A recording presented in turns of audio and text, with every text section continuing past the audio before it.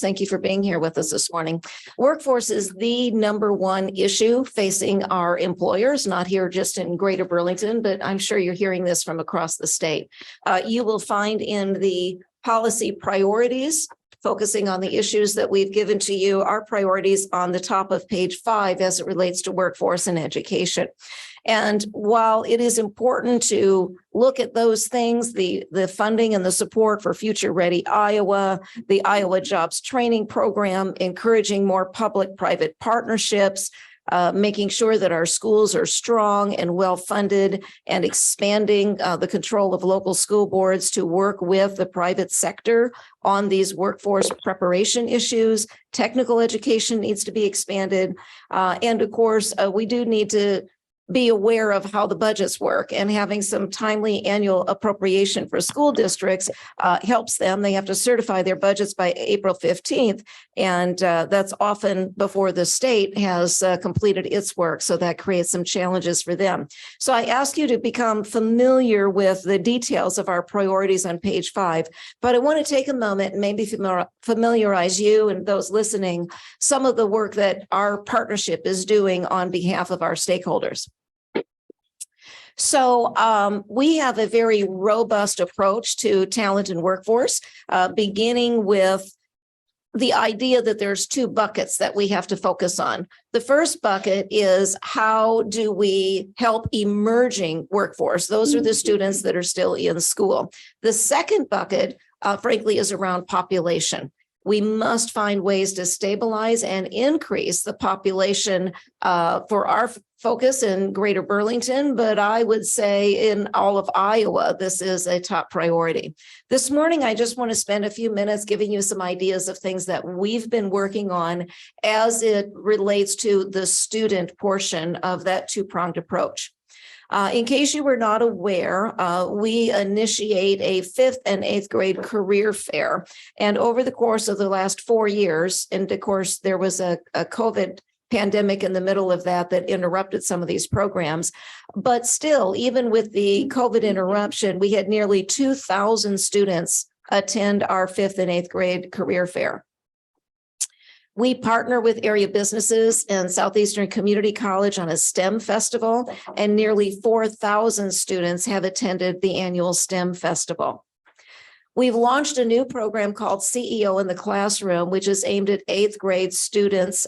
We are able to get into every 8th grade classroom in Des Moines County, where the business executives go in with a message that is designed to inspire students to use the opportunities in high school to prepare for local in-demand jobs. So we go in and talk to them about, you're in 8th grade, you're about to go in high school. What will the next 4 years do for you?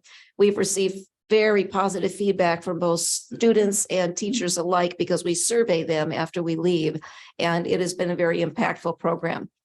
We have launched a brand new initiative called Welcome Home. It is targeted at student debt elimination grants, and we want to incentivize people who grew up in Southeast Iowa, who maybe moved to other parts of Iowa or other places to pursue their education, and they're recently graduated, they have debt. We want to bring them back home, and then through a series of years of completing work with a private company, relieve some of their student debt as an incentive to come home. So that's a new program that we just launched. We've invested tens of thousands of dollars in our new website, which has an entire portal that's just around workforce.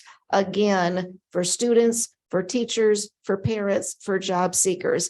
And there is a series of videos that we're building there to help students understand what a career pathway looks like and why certain people choose the careers that they're in. Recently, we purchased a state-of-the-art virtual reality headsets.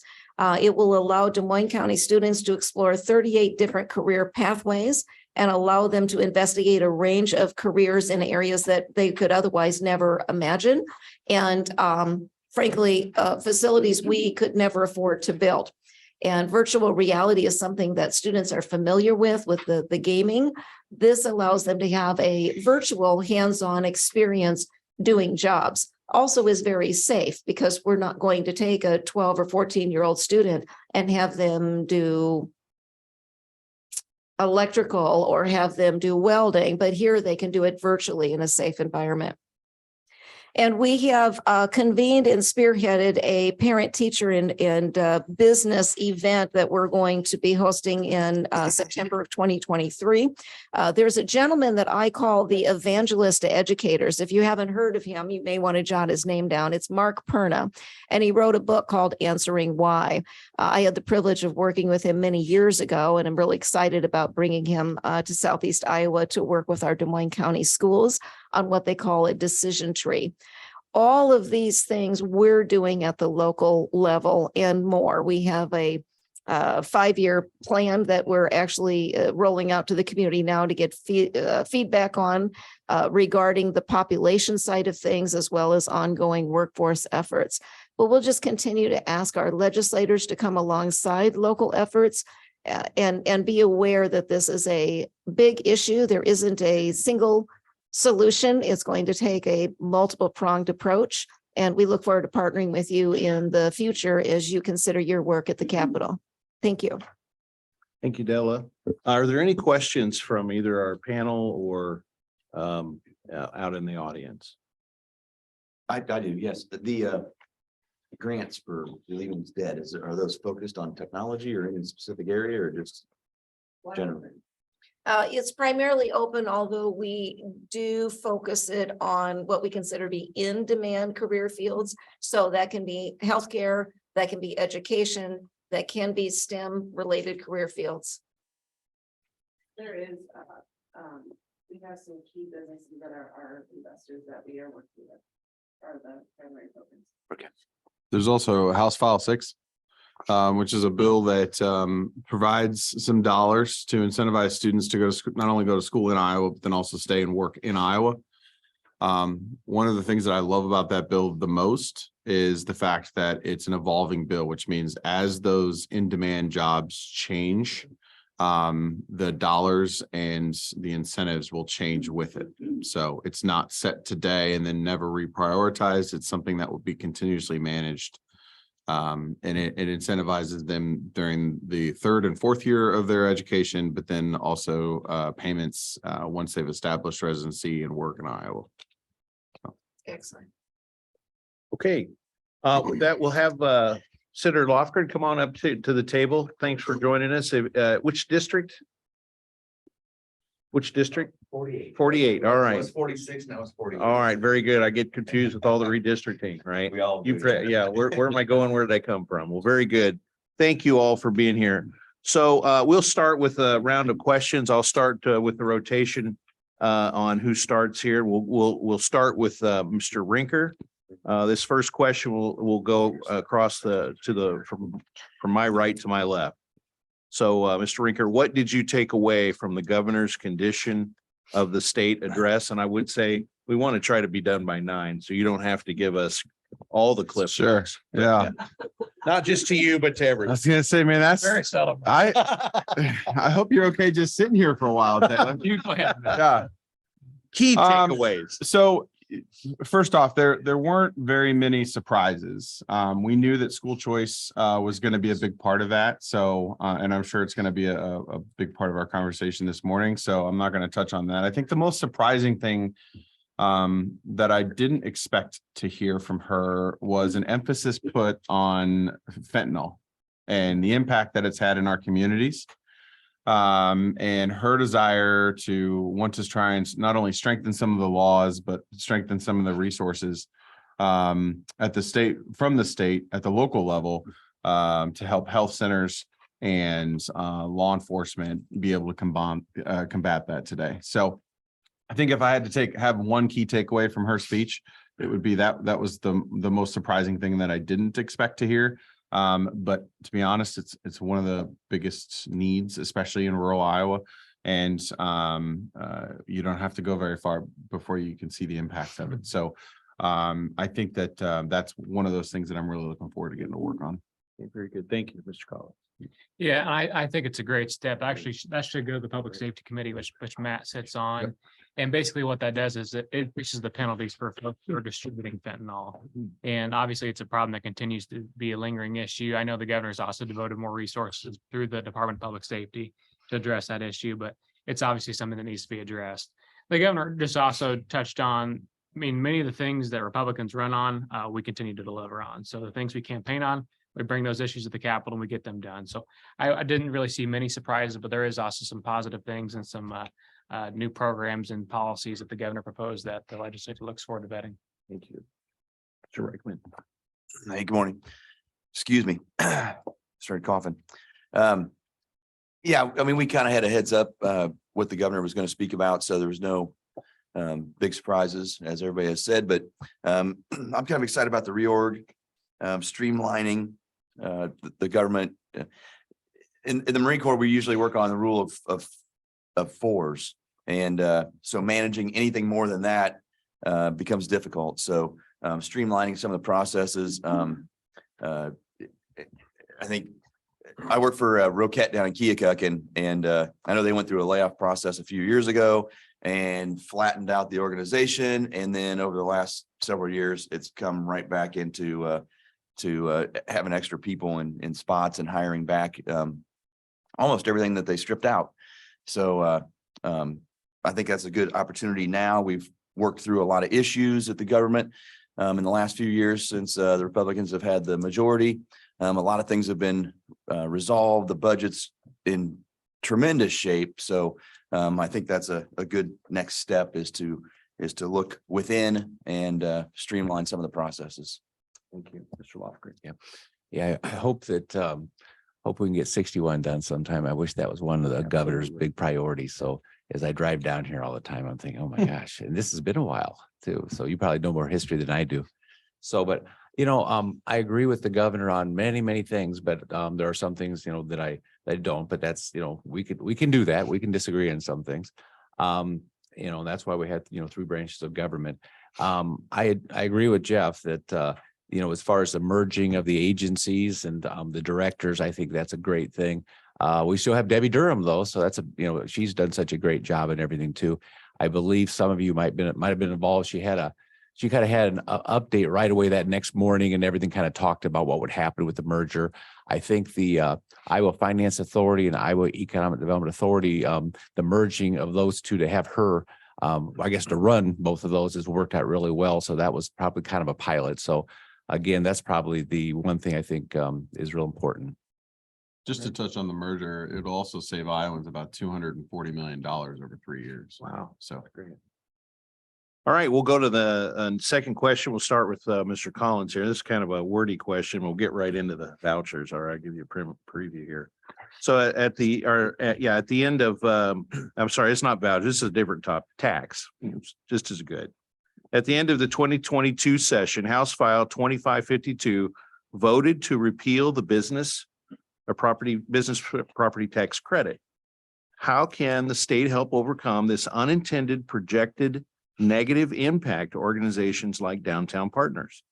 As is currently written, Downtown Partners will be impacted by a loss of 50% from self-supported municipal improvement district revenue, or SMID.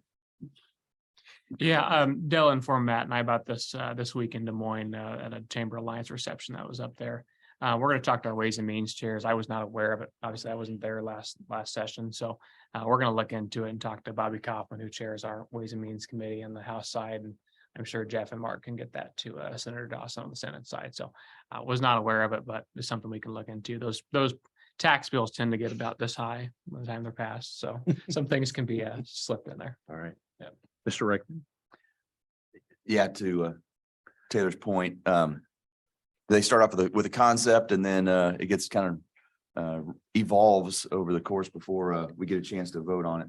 So obviously, it's something that needs to be looked at. I mean, it's tough enough to keep doors open in these local towns, small towns. We hate seeing all the vacant property downtown, and I'm from Keokuk, so if you drive down there, it's really bad. A lot of growth down here in downtown Burlington. That's great to see, but if you drive through Keokuk, it's really bad down there with business. So obviously something we need to work through and make sure that we aren't sticking the fork in these small towns and keep some revenue coming in. Mr. Lofgren. I'm not on Ways and Means, I'm on appropriations, but of course, when I saw that question, I went and talked to our staff person a little bit about it. And so, part of that bill was we instead of having people sign up, they would have to automatically that they would get a credit.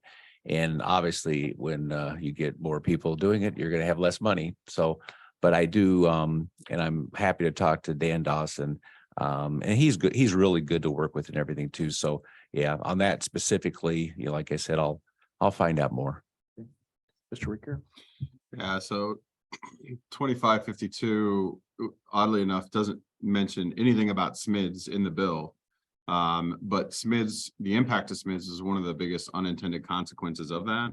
And that's because it messed with the valuations and not so much the rates. So by messing with the valuations, especially in small main streets like Burlington's or a lot of the ones we have in Southeast Iowa, Fort Madison, Keokuk, those when you cut those valuations and in some cases in half or more, you're going to see huge impacts to the Main Street Iowa programs that are funded primarily by most of these SMIDs. So I think the easiest fix is like Taylor said, work through ways.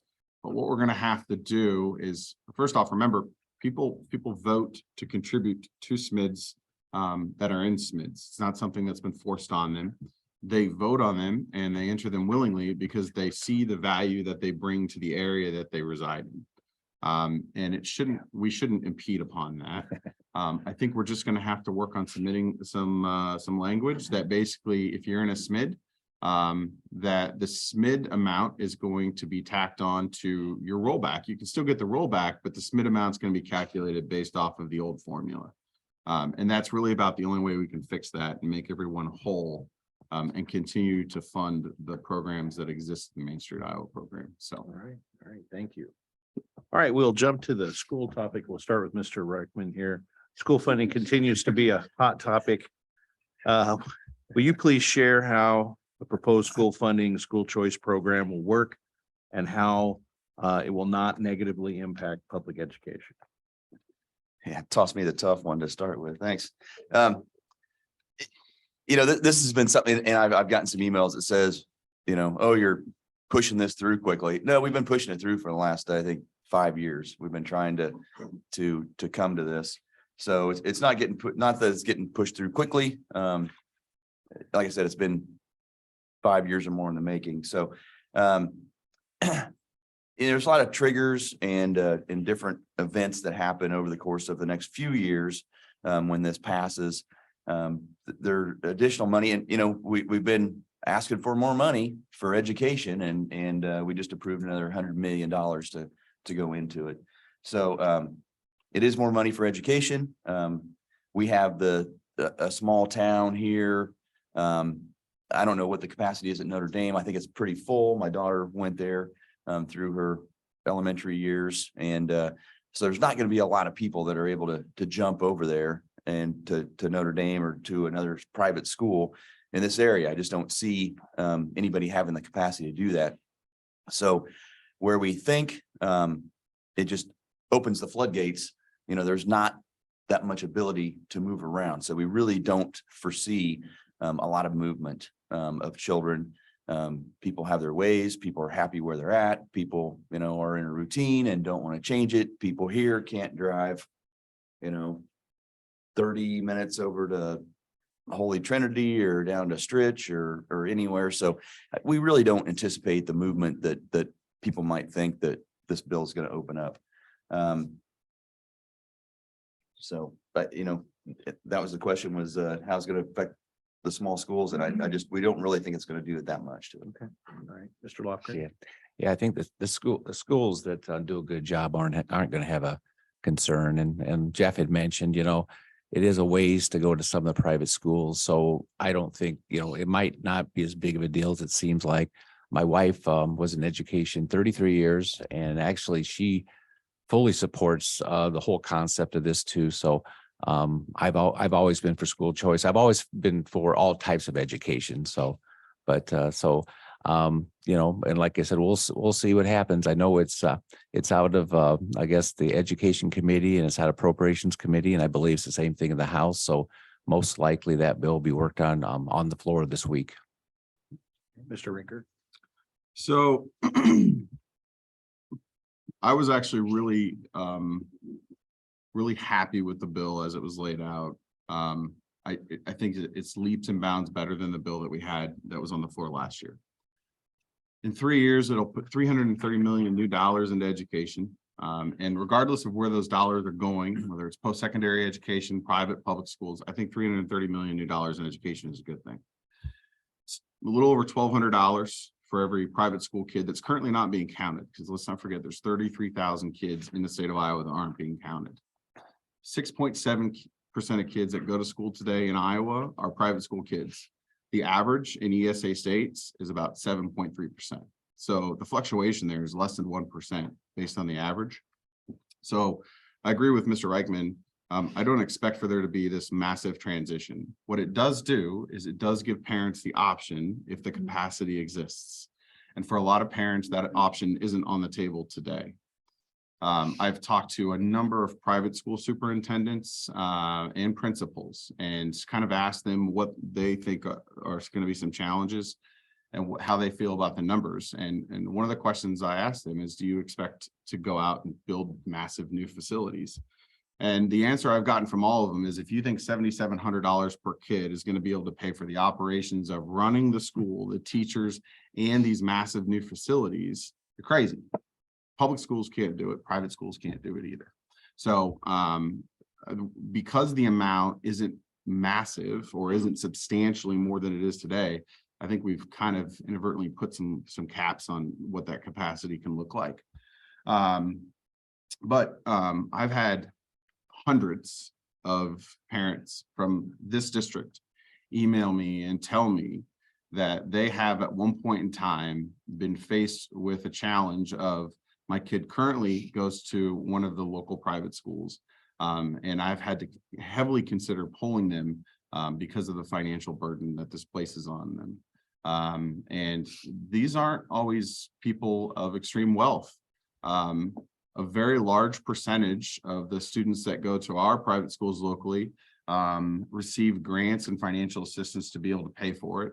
And if they went to public schools and they would qualify for a lot of the free and reduced rates. So we're not talking about households that have incomes in excess of $150,000 all the time. We are talking about a large percentage of the local population that uses these services that really are the people that represent those folks that are in public schools. And I think that allowing them the option to be able to do that's important. They made the choice to put their child in a private school for whatever reason. And I think that we should count them and support them in that. So Thank you. there's a lot of other things I like, but I'm not going to dominate the time here. So. Yeah, and the short story is this should be a benefit to Burlington. So basically those over 700 kids at Notre Dame and the other private schools in town, now that those kids will be counted on the rolls, assuming they want to participate in the program, and that is their option, that public school, wherever that student resides, should get about $1,200 and pass through federal money that we are not currently leveraging as a state, because we are not counting those students. As far as how this affects school funding, it's pretty simple if you understand state supplemental aid. So basically this ESA amount, if the parent so chooses, that $7,600 in state supplemental aid will basically go directly to that education savings account. So this most of the time is new money that'll be spent on education.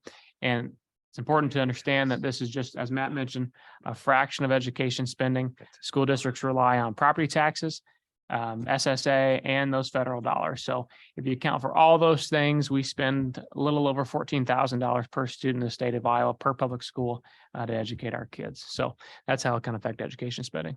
All right, thank you all for that. All right, we'll start with Mr. Lofgren on this question.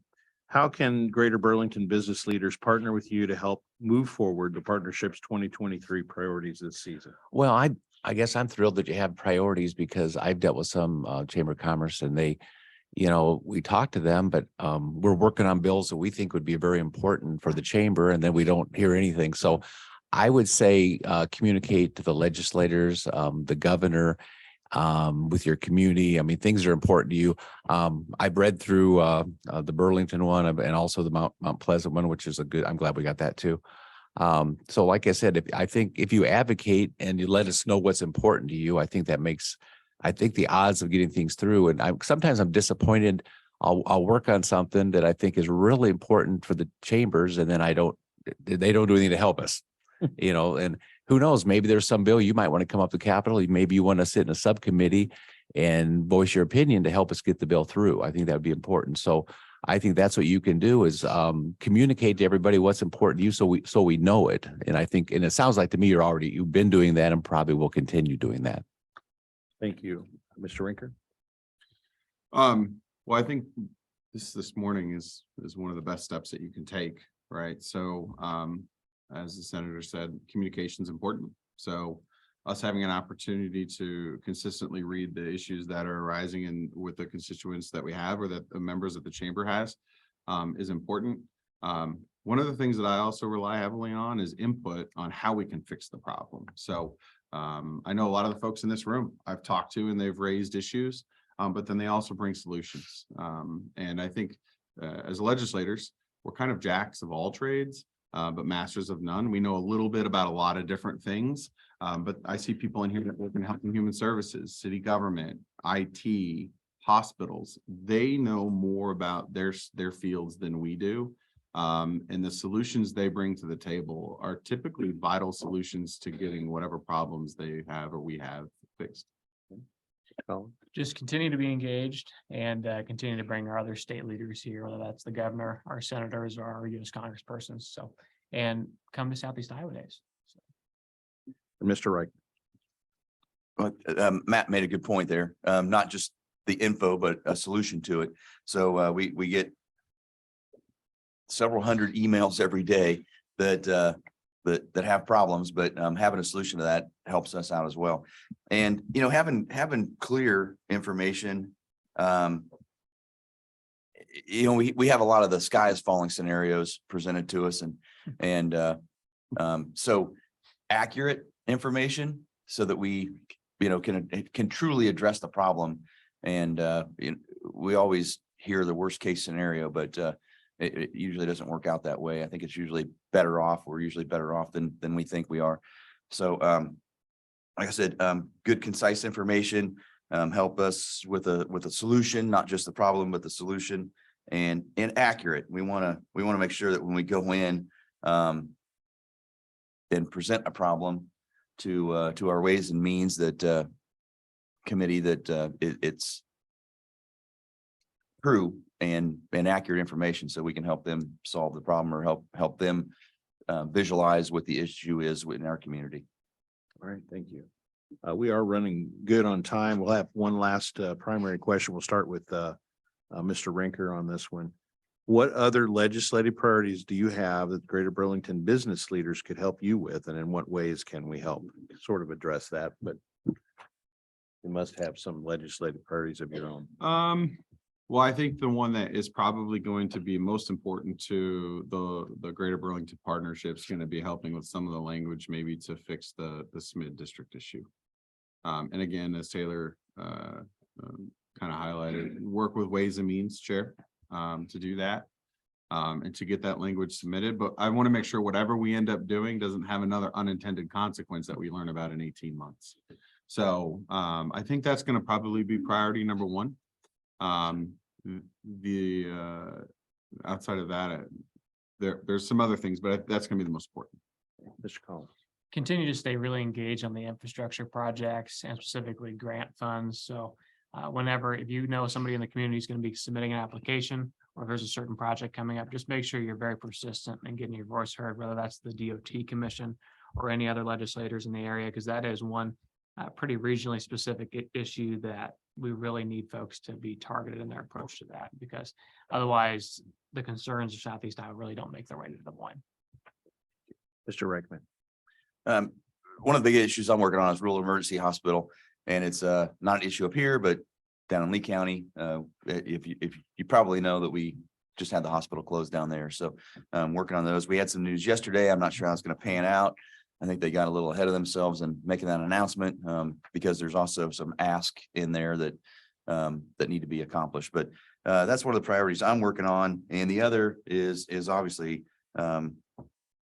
like to see some progress on his workforce. We have Unbelievably, the worst participation is in those 18, I think, to 24 age group that have dropped out, checked out, and don't know what they're doing, but they're not going to work every day and don't have the same initiative I had at that age. Workforce is going to continue to be an issue, and hope we can help out with those and do some better solutions or more solutions to those things.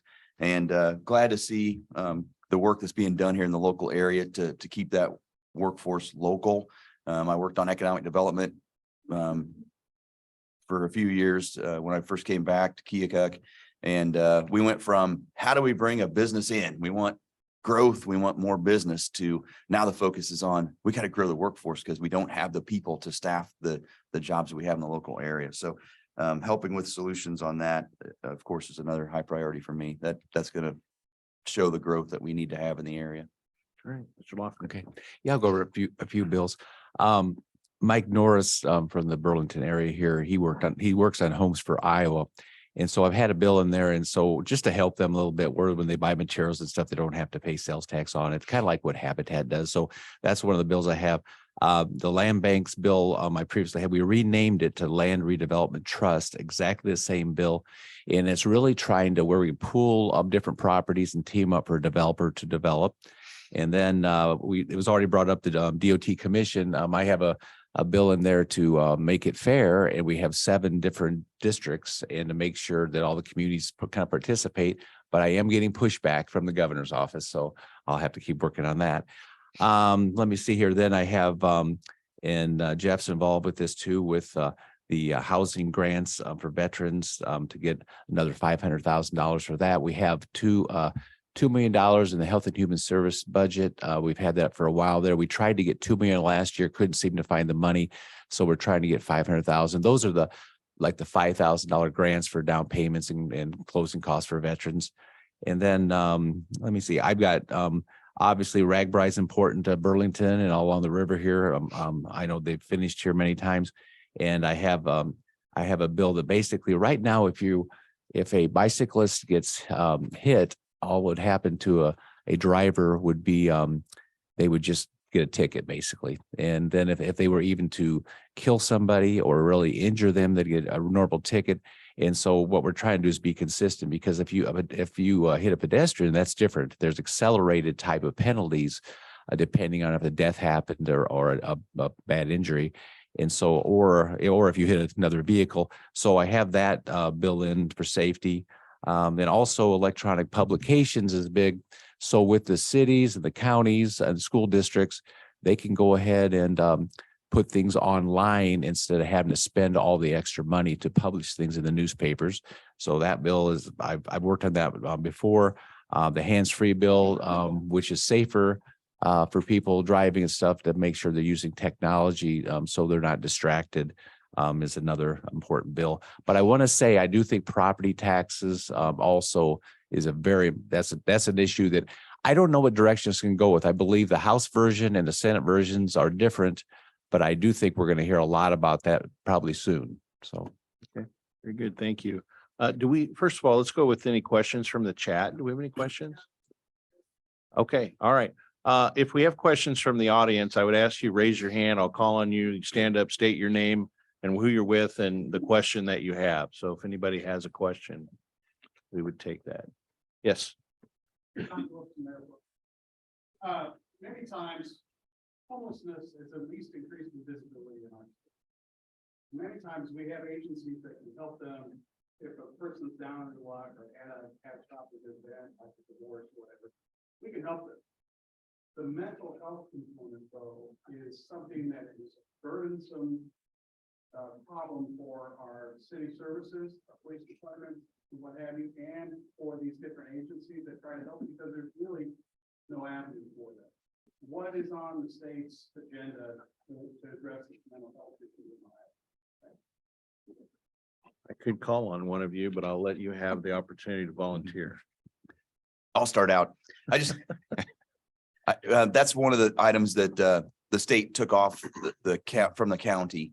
So we did fund an additional $60 million last year, quite a bit. a lot of extra money. And I think we're going in the right direction in that. We obviously went too far with defunding mental health, and obviously it's a huge issue. So that $60 million, I think, was just kicked in July. So I think some of that's still filtering down. I was told there's some additional programs that are opening up as a result of that. We want to do more, and I think we need to do more. So I'm glad that's out in the budget now, and that will continue to be funded. Is anyone else? One of the Jeanette? challenges I think we're facing is we continue to put money out there. Our regional mental health systems continue to put out RFPs, to put out postings for hirings. There's just not the staff out there to handle the amount of number of folks who need help. So in the past, we've been looking at some temporary licensures and some career pathways we can support, such as through grants and other tuition scholarships. We'll be looking at that. Like Matt mentioned, I think it was House File 4 through the workforce efforts, that workforce grant and incentive program. It's a lot like the Last Dollar Scholarship Program, but it's actually for the BAs, the bachelor's degrees, and seeing if we can support some of those high demand fields, such as those mental health care workers. So I think that the conversation is quickly moving from funding to workforce, because we can put the money out there, but if the RFPs just sit there and the positions remain unopened, it really just doesn't solve the issue. One thing I'd add to that is I know that there's been a lot more coordination between the local organizations that provide services, whether it's direct care support workers or mental health therapists. I'm also familiar with a couple of projects that are going to be taking place here soon that will more than double the number of beds in the region for folks that are experiencing mental health related issues.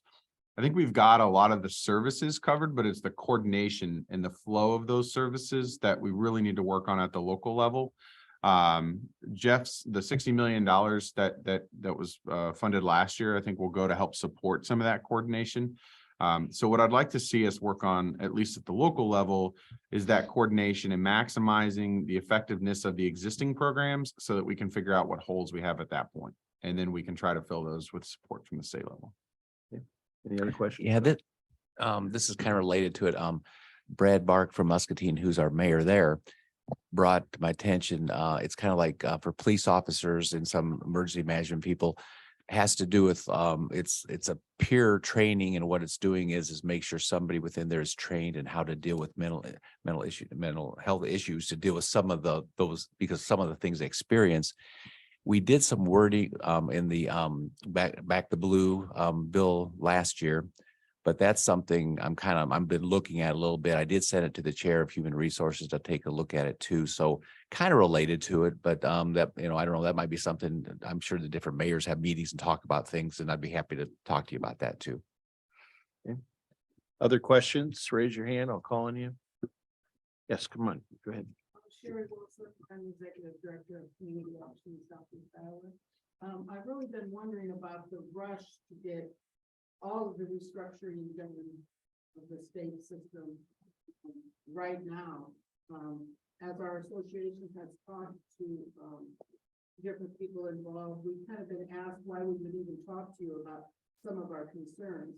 But as an agency, where last year over $16 million were federal funds that came through the state. Our concern is when that money comes into the state, is it getting down to us so we can give it to the people who it's intended for? And when you mentioned IFA, we've had huge frustrations with the millions of dollars that were to help people who are homeless or keep them in their homes through Iowa. We didn't get that money out like we could have, and we gave some of it back. So we have a great concern on keeping our nonprofit network strong, like Community Action is. We're here to help with this, and we know with some of this restructuring, some of it will come to the nonprofits, but we're kind of just left here hanging. Recently, I know I talked to Matt about it, the rent reimbursement thing. We worked for years with the Iowa Department of Revenue to handle that for nothing. So recently, the new organization, they put our central office phone number on the communications they sent out. Hundreds of calls at my central office about rent reimbursement because it all went online and lots of people couldn't do it. These are people 65 and older and disabled people couldn't do it online. But we felt just so out of the loop, nobody cared about what we were doing or how we could help these people. And of course, now we've had to go to help with paper applications, but it's just an example of how us nonprofits who are here to help. We helped with the IFA money to get to landlords. It was a very hard process. Landlords struggled. And I guess we're just heartbroken. We're so concerned about the housing stock in our communities. And that was an opportunity to keep these landlords with the money they needed to keep people in their homes. And it's just something we're still struggling with. Yeah, and it's good to know. I know it started off really poorly. And then finally, I know that Debbie Durham, they hired a bunch of people and to try to help with this. And now times. State contracted. Yeah. But right now, there's money still a little straggling that didn't go back to the feds. But as nonprofits, they try to force us with less state government. They put more on us, which is fine. We're ready to do it. But it forces us out of our service area. So we had to contract, but we had to go out of our service area where we don't have a network. But this time they said you couldn't subcontract either. So in order to get like about $750,000 that was earmarked for rent assistance in Southeast Iowa, I have an MOU with the group in Muscatine. So I'm kind of out on a limb covering my costs in order to get that money down here to help landlords in Southeast Iowa. So it's kind of hard when it comes down on nonprofits and we're not compensated properly to try to get the work done for you. I think the main question I'm hearing is smaller state government, the workload gets pushed off to those who aren't in government. So Yeah. any other comments, Mr. Lofgren? Well, you brought up housing. So, and that's, my gosh, that's a concern. And so the goal of the governor is 61,000 units, additional units by 2030. And I do have, they've had some good progress. Let me find my note here. Let me see here. I think I might have wrote this down. Oh. So let me see here. Anyway, I've got a lot of information here, excuse me. So I did contact, I kind of wanted to get an update from IFA to kind of see where they're at with housing, because, we've had all the workforce housing grants, we have all these programs, all this money. I mean, what's happening? Where are we at right now with the 61,000 goal? And so they did have numbers from the US Census permits. They said in October, just basically the numbers for 2022 until October, and there were 11,078 residential building permits, and about 62% of those were single family. So when you kind of look at her goal, it seems like they're doing a pretty good job on housing when you look at the building permits. And so, and one comment that was made by IFA was, we have these programs where you remember, low income housing programs and all this, but there's also business people developing and building houses and everything else that aren't really in a lot of numbers too. So anyway, I mean, I think on housing, I think we're doing a pretty good job, but it's been difficult. I mean, and this is all around the country and everything too. So, and sometimes there's such a lag time, like these developers, can you imagine having to make decisions 18 months out? So trying to do a development. I know there's different ones going on here in Burlington, but with inflation like it is and everything happening right now, interest rates going up, and you're making a decision 18 months out whether you want to do a complex, for housing. So again, housing as a whole, I think on the agenda is housing coming up sometime, isn't it? So anyway, we'll talk in more detail about that. Maybe this is just probably another great example of, folks love when money's appropriated from the federal government, but they attach so many strings to it and so many guidelines, it just makes it impossible to spend that money. And we're continuing to see that with a lot of the federal money that came out during that COVID period, where it just money that's appropriated has remained unspent because they put so many guidelines on it that just cannot be utilized. I will say that Iowa was a standout in getting the federal money out for water assistance. Iowa was one of the top 5 of the nation. So we've done a good job and we worked well with the state. And that came through the Department of Human Rights. We were able to get that out. It's a slow process. I understand the pain you mentioned with paying the landlords, because I was one of them. And forcing that stuff online. And I had a tenant who, can't pay me, doesn't have a job, and obviously doesn't have a computer or internet at home, or he probably did have internet at home, I don't know. But wasn't able to do that, and the extra resources that it puts on you, requirements. So obviously something that needs to be looked at, and appreciate that. And thank you for bringing it to our attention, because that's something we can go back and when we know we have those problems and can at least bring it up and try to get it addressed. Ella. I really appreciated the comment about inviting us to even be more engaged with what's happening up in the Capitol. I would ask for one thing so that we could do that. Things at the Capitol sometimes feel like they move slow, and then all of a sudden they move fast. And it is about a 3-hour drive from here to there. If as much as possible, you or any staff can alert us with as much notice as possible that there is a hearing or a committee where it would be helpful to have somebody there to testify or comment. We would love to engage and help and come alongside in that regard, but we do have to have some degree of awareness or notice that's more than a couple of hours. So anything that y'all can do to help with that, we would like to be able to try to respond. You know, one thing that came out of the pandemic, one good positive thing came out of it, was originally when we'd have our subcommittees, and the subcommittee basically is normally, 2 majority members and 1 minority member. We meet, and then there could be lobbyists or anybody from the public. But when we'd have some of these that are, maybe non-controversial type bills, we might have just 3 or 4 people that come to the subcommittee. But when we had Zooms when I had the land banks bill working on that last year, I had 85 people on Zoom. So, I mean, realistically, you can go on Zoom and you can participate in everything else. So, oh yeah. So yeah, it's working really well. Yeah. Cause I actually, the veterans bill that we worked on with the budget sub on that, and we had quite a few people on there, made some comments about that. And so, yeah, so keep that in mind. Now you can just find out what bill we're doing, and you can just go on the link and everything, and you can watch it. And if you have a comment that you want to make, so that's the way to do it. I mean, it's okay driving up too in person. So one of my emphasis as a newly elected official was to try and improve the funnel of communication, especially for folks back here in the district. A lot of the folks in this room I've sat down and had coffee with and said, listen, my clerk may send you an email and it may say important, and that means it's something that's moving fast. Otherwise, it might just be an email that is an update of something that's maybe just been introduced or subcommittee that's been had. But Senator Lofgren's right. Everything is online. So I ran a sub on Tuesday that was put out online. I was in another sub on Wednesday that was online.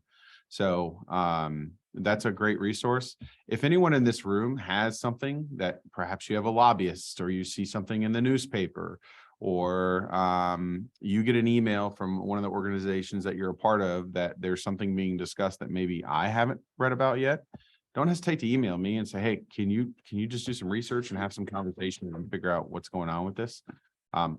That's our job. So I'm more than happy to do that. But other than that, every morning and every afternoon, I am going through all the different bills that have been made public, and I am reading the headlines and the summaries. And if I feel like there's anything in there that is important to anyone in this room or anyone in this district, you're going to get an email from me. If I don't have your card and you're not on my email list and you want to be, get it to me, and I'll make sure that you're included in those group emails, whether it's related to business or housing or local government. That's something that I'm working very hard to improve upon. Are there any other comments from the panel about anything that maybe we missed today? Oh, good. Let's get the chat question. Do you expect Dawson to reintroduce the tax reform bill that funds the Natural Resource and Outdoor Recreation Trust Fund? And will it or any other bill include the state takeover of the local option sales tax? Can we keep going? And what either throughout that mechanism or otherwise? I think they'll, Want me to repeat it? well, I think they'll go on the trust. They'll go ahead. There will be a separate bill. It won't be, I don't believe it's going to in the Senate, though. I better watch out what I say. But so yeah, Dawson, I think's got interest in putting that in, but I think it's not going to be part of the property tax bill. It'll be a separate bill. So to answer the first question. It's been introduced in the Senate, but not in the House, to my knowledge. I haven't seen anything in the House either. I look forward to supporting something in the House, depending on what it is, but yeah. Okay, any other comments from our panel? Before we You know, I might Shut her say down. one thing. go ahead. You might just give us, if you're coming up, give us a heads up a little bit, because sometimes that's helpful. I've had people that they don't say a word about it. And or maybe there's some groups got a reception thing and they want you to go. And you know what? There's so many things going on and you don't know they're going to be there. And then they go there and they say, well, you didn't go. I know I was overworking at the Capitol. So like I said, sometimes it's good to communicate beforehand and don't, if you just show up, that's okay. But sometimes maybe it won't work out very well. Yeah, come up and visit. You know, we're down here, we're about 3 hours away from the Capitol and we don't get many visitors. We have some that have pretty regular company, but you know, I'm always excited to see people come up and say hello. So we're looking forward to the first, right?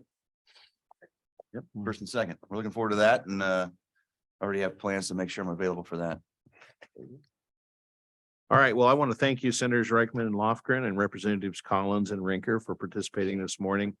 There's still time to join us in Des Moines on February 1st and 2nd for Southeast Iowa Days for everyone here in the audience and online. It's a good time and you learn a little bit about what's going on and it's great to see beautiful facilities that we have there in Des Moines as well. So mark your calendars for the next Friday forum on February 17th, and we look forward to seeing you again next month. That will conclude. Thank you. Thanks, Brian. Thank you.